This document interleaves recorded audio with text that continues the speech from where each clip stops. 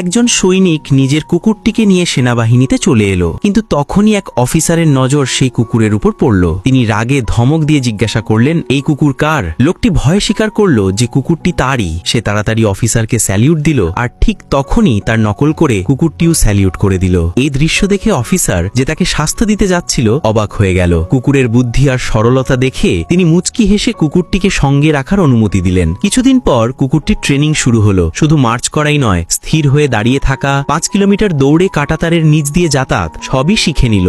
গুলি ও বোমার শব্দে তার ভয় লাগত না। প্রতিবার শুটিং প্র্যাকটিসের পর সে নিজেই গিয়ে টার্গেট পেপার নিয়ে আসতো, যাতে সৈনিকরা নিজেদের পারফরমেন্স দেখতে পারে। একদিন অফিসার কুকুরটির সঙ্গে কথা বলছিলেন, তখন খবর এলো পরিস্থিতি সংকটজনক। কুকুর তার মালিকের সঙ্গে সরাসরি যুদ্ধক্ষেত্রে চলে গেল। চারপাশে ধোঁয়া আর বিপদ, কিন্তু কুকুর ভয় পেল না। সে এটিকে নিজের যোগ্যতা প্রমাণের সুযোগ ভাবল। রাতে সে খাবার চুরি করা ইঁদুরগুলোকে তাড়িয়ে দিত। যুদ্ধক্ষেত্রে নিজের ঘ্রাণ শক্তি দিয়ে মাটির নিচে চাপা পড়া সৈনিকদেরও খুঁজে বের করত। পরের দিন সৈনিক ও তার সঙ্গীরা এক গোপন মিশনে গেল। তারা জানতে পারল শত্রুরা হঠাৎ আক্রমণ করতে যাচ্ছে। ফেরার সময় এক শত্রু মাঝপথে তাদের ধরে ফেলল। সৌভাগ্যক্রমে কুকুরটি তৎক্ষণাৎ তার মালিককে মাটিতে ফেলে দিল, ফলে সে গুলির আঘাত থেকে বেঁচে গেল। এবার একটাই আশা, কুকুর নিজেই খবরটি শিবিরে পৌঁছে দেবে। সৈনিক তার ব্যাগ থেকে গ্যাস মাস্ক বের করে কুকুরকে দেখালো। কুকুর সব বুঝে গেল, কিন্তু তখনই বিষাক্ত গ্যাস চারদিকে ছড়িয়ে পড়ল। কুকুর দৌড়ে শিবিরে ফিরল, সরাসরি অফিসারের কাছে গিয়ে জোরে জোরে ঘেউ ঘেউ করতে লাগলো। অফিসার সঙ্গে সঙ্গে অ্যালার্ম বাজালেন এবং সবাইকে মাস্ক পরার নির্দেশ দিলেন। তারপর কুকুর পাশের গ্রামে ছুটল